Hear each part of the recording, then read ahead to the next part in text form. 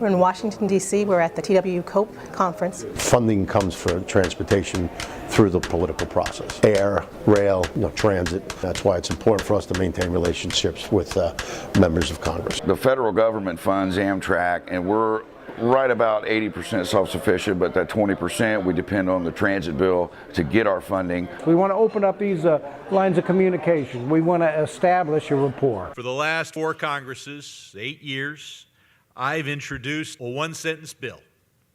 All it does is end right to work nationwide.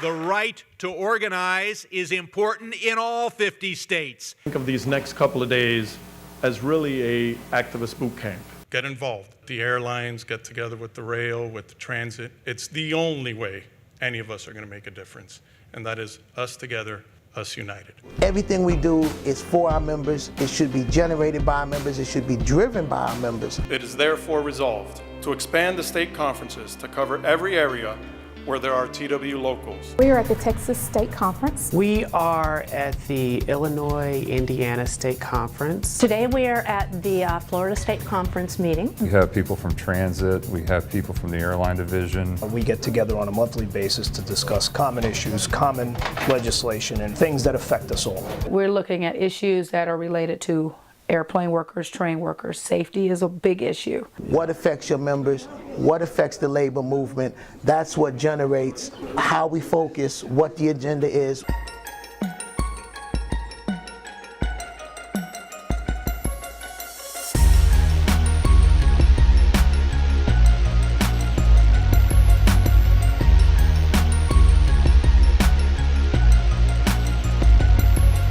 Always important to me in a local office because you have a better connection, more time to talk to the Congresswoman. I wanted to ask that you would support our efforts in keeping mobile phone usage off the planet. I'm on the legislation that officially is opposing people using their phones on planes. We support people who support our issues. It keeps it simple. We asked the congressman to sign a pledge to support the ban on knives on aircraft. I represent the heart of this district. It runs from the airport to downtown, all of the Las Vegas Strip. When working families prosper, the whole nation prospers. The Transport Workers Union of America represents hardworking Americans all over this country. Just as we deserve excellent representation in the workplace, we deserve the same in Washington. Leaders who will look out for my family and me. Leaders who will protect my job, not my CEO. Leaders who will support my union. And my right to collective bargain. For a fair and equitable contract. Leaders who will lead. We are the people that provide the services this country is always going forward on. And Mike Quill's goal was to create the ultimate industrial trade union, and I think that's what the state conference embodies. All of us getting together, moving forward, and trying to create a better atmosphere for the average worker. Surface Transportation Reauthorization Bill provides all of the federal funding for infrastructure repair, public transit, bridge, tunnel, highway repair across the United States. New York City Transit, which moves around 5 million people a day, we're the largest transit system in North America. Federal funding is very important. New York City Transit is the largest recipient of that funding. Transportation is very important, keeps the world moving. We do about 450,000 rides a day. Omaha is an area of about 1 million people. We have a lot of older buses. What we depend on is federal dollars. This transit bill will help us purchase new buses. This bill affects every single one of us. We are in Atlantic City, New Jersey at a conference held by the TWU advocating for transit funding. The bottom line is we need to get a bill passed. We are trying to engage the entire organization to fight that fight. The purpose of this training session was to bring everybody up to speed. The importance of the bill to the TWU membership across the United States. The more education we have and the more knowledge we have about what this funding entails, it helps us to go to our congresspeople on a local, state, federal level. A transit division standing unto itself is strong, but standing together with the air transport division and the railroad division, we are far stronger. Our strength is in numbers. That's been demonstrated time and time again. You walked out of there with an idea of, okay, this is the importance, this is the goal, how do we get it? Fund transit now! Fund transit now! We went door knocking, asking people to support the transportation reauthorization bill. Gathering up members to come sit on the congressional hearings. We had all of our members sign letters. We did phone calls. And we targeted the House reps that are in the JFK and LaGuardia vicinity. Find out where each operator's congressperson was, or senator. And then we had some easy steps to do. Here's a phone number, this is the person in the district, and here's a letter. At that point, we stopped with the letters and we started with direct phone calls. The first phone call that I personally made was to Joyce Beatty's office. I explained that I was a bus operator and that we really needed her support to pass this transportation bill. Everybody that I contacted in an email, I got replies from. We have 2 senators and 3 congressmen, and only 1 voted no. Sherrod Brown was the most active with this. He contacted us, he came out and talked with us, he went all out for us. Thank you to all the workers with TWU for your activism and for your advocacy.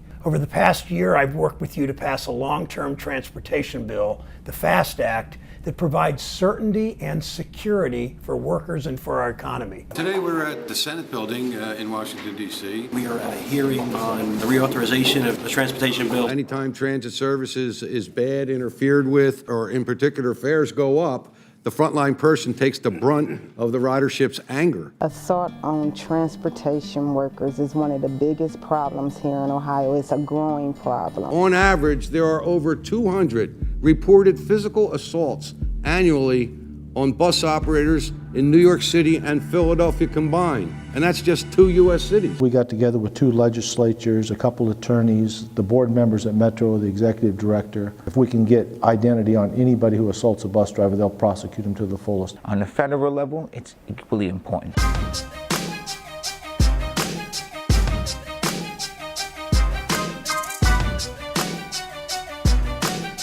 A GAO study on the impacts of privatization stated that, quote, savings come almost entirely from cutting wages and benefits. The federal government has historically remained neutral on whether to recommend privatizing services performed by public transit agencies. Do you believe that the government should continue this neutral approach? We work with TWU to protect transit workers from a Republican anti-labor proposal that outsource jobs through short-sighted privatization schemes. By identifying some common ground, Democrats and Republicans in Congress were able to do something good for the country and good for our economy. It also provided for the Amtrak funding. Our members who provide food and beverage service on the Amtrak trains have been under constant attack where they wanted to contract us out. We've gotten some good protections. It's definitely a step for us.